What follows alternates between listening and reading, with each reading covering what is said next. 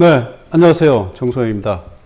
오늘은 퇴직 이후에 이게 만나는 사람들에 대한 얘기를 좀 해드릴게요. 여러분들 아마 퇴직을 하게 되면 퇴직한 이후에 만나게 되는 사람들이 대부분 다 자기보다 나이가 많은 사람들을 대부분 다 만나게 돼 있습니다. 그러니까 퇴직 처음에 주로 만나는 사람들이 누구냐면 선배들이고 다 그렇잖아요. 그러다 보니까 자기보다 나이가 많은 사람들을 대부분 다 만나게 되는데 그게 굉장히 위험한 일이라는 거, 그 얘기를 좀 드리고 싶어요. 왜 나보다 나이가 많은 사람을 만나는 게 위험하냐면요.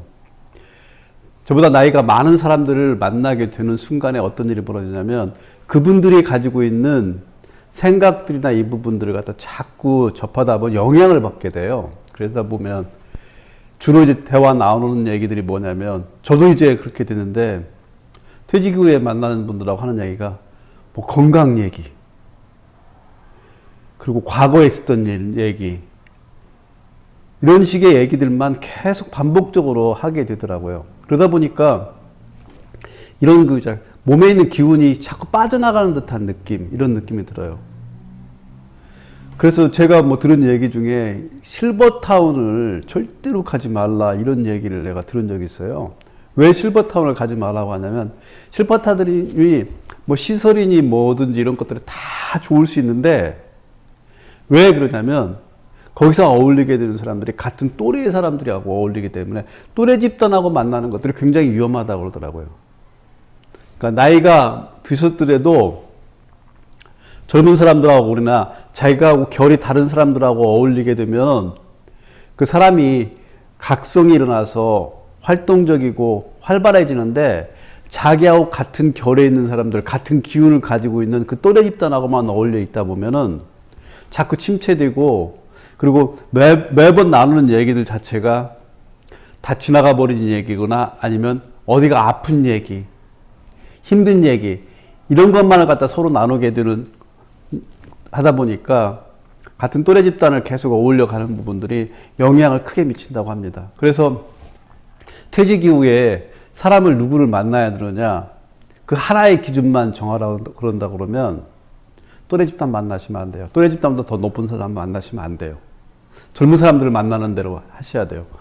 제가 요즘 그 독서 클럽을 가고 그다음에 그 대학원을 가고 있는데 대학원을 갔던 것 중에 가장 큰 것 중에 하나가 뭐냐면 새로운 공부를 하는 것도 있었지만 새로운 젊은 사람들을 만나고 싶다는 생각을 가졌어요. 그래서 보통 대학원 하실 때 저는 이제 학부생들하고 같이 수업하는 것도 일부러 들었어요.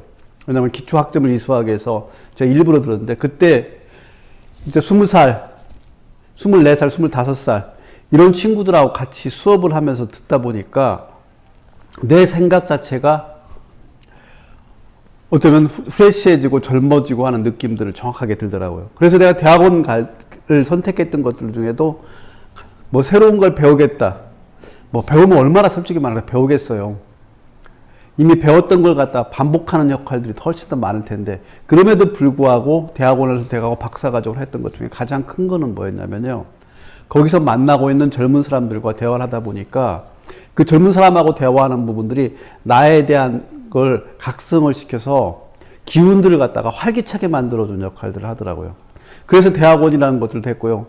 그 이후에 이제 지금 이제 독서클럽도 하고 있는데 독서클럽에서 주로 만나는 사람들이 누구냐면요. 20대, 30대예요. 거기는 독서클럽에는 40대도 없더라고요. 뭐 여러분들 잘 아시는 트레발이라는 데인데 거기는 20대, 30대가 주기 때문에 20대, 30대하고 독서를, 책 한 권을 가지고서 뭐 하루에 뭐 5시간, 6시간씩 계속 얘기하다 보면 젊은 사람들이 어떤 생각을 가지고 있는 걸 갖다 내가 흡수하게 되니까 내가 생각이 완전히 바뀌게 되더라고요. 그러니까 대부분 다 그런 얘기를 하셨잖아요.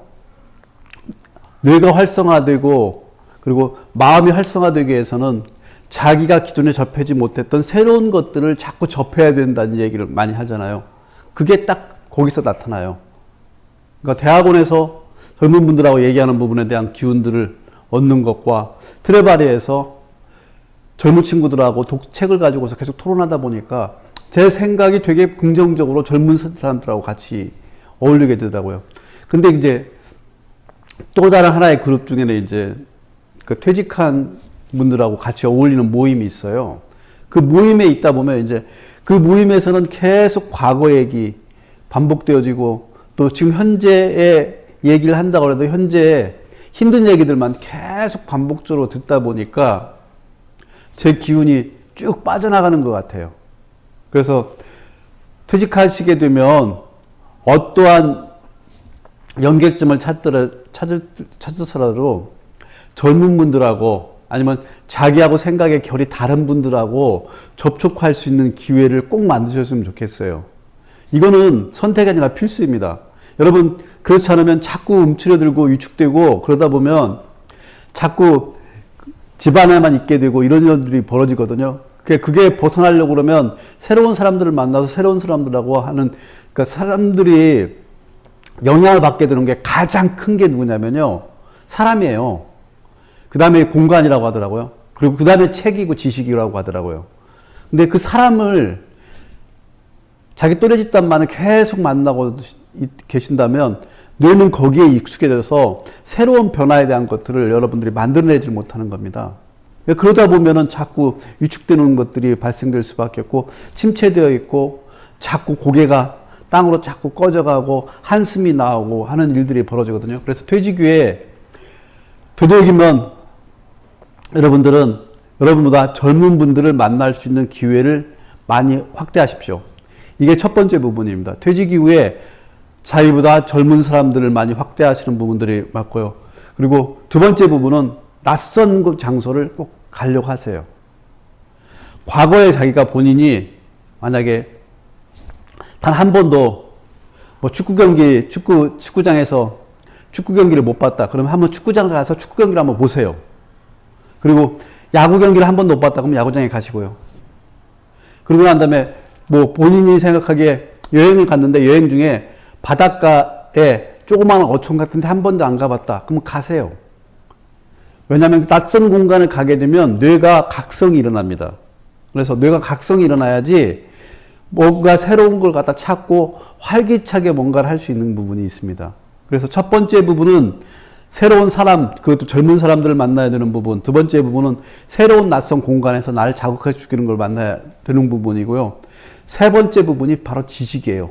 새로운 지식을 배울 수 있도록 책을 읽는 부분들이 그 세 번째 부분입니다. 그래서 퇴직 후에 침체되지 않고 나를 갖다 각성시키기 위해서는 첫째 부분은 젊고 새로운 변화를 추구할 수 있는 젊은 사람들을 만나는 거.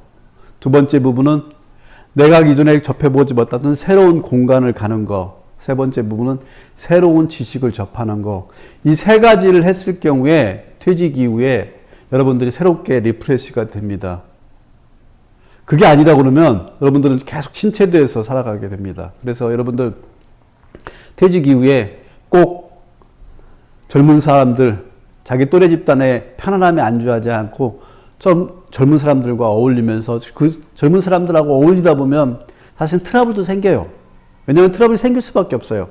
생각의 구조가 다른 사람끼리는 서로 간에 의견 다툼이 있을 수밖에 없어요. 근데 그럼에도 움츠러들지 말고 계속 젊은 분들하고 트라이를 해서 그 접촉을 해서 내가 가지고 있는 그 영역에 대한 부분들을 조금씩 확장해 나가는 그런 것들을 만들어 주셔야 됩니다. 그래서 여러분들한테 세 가지 제가 부탁드렸죠. 첫째 부분, 젊은 사람들, 퇴직 후에 젊은 사람들을 만나세요. 젊은 사람들을 통해서 새로움에 대한 것들을, 신선함을 갖다가 내 안에서 각성을 일어나게 해주시는 부분들을 꼭 하셔야 되고요. 자기가 한 번도 가보지 못한 낯선 장소를 꼭 가려고 노력하시고요. 그래서 가장 편안한 장소가 어디입니까? 집이잖아요. 집에 웬만하면 있지 않아야 돼요. 그러니까 해가 떴을 때 집에 있는 것들은 하지 않는 게 좋습니다. 그래서 자기가 좀 어색한 낯선 장소에 가서 늘 새롭게 내가 긴장할 수 있게 그렇게 만들어주는 부분들을 하셔야 되고요. 그리고 기존에 읽지 않았던 책들, 새로운 지식들을 입할 수 있게 기존에 전혀 읽지 못했던 책들을 갖다 읽는 기회. 그래서 새로운 걸 갖다 배우는 것들이 좋아요. 예전에 머리로만 했다 그러면 몸과 손으로 할 수 있는 일들. 예를 든다 그러면 예전에 주로 이제 사무실에 앉아서 책상에서 기획하고 이런 업무를 하셨던 분이라면 몸을 움직여서 하는 업무들 있잖아요. 뭐 목공 이런 부분들, 아니면 심지어 이것도 괜찮아요. 서비스 업종에 나가서 서비스 업종에서 그 택배 같은 데에서 택배 일 같은 것도 해보시고 하는 이런 경험들을 갖다가 계속 해주셔야만이 여러분이 몸과 뇌가 각성에 대해서 새로운 세상에 대한 적응할 수 있는 그런 힘들이 생기게 됩니다. 그래서 여러분 꼭 명심하세요. 퇴직하는 순간에는 새로운 사람을 만나고 그것도 젊은 사람으로 만나시고, 두 번째 새로운 낯선 공간을 가셔야 되고 새로운 지식을 접하려고 노력을 하셔야 됩니다. 그렇게 하셔야만이 여러분들이 새롭게 태어날 수가 있습니다. 네, 지금까지 정선영이었습니다. 고맙습니다.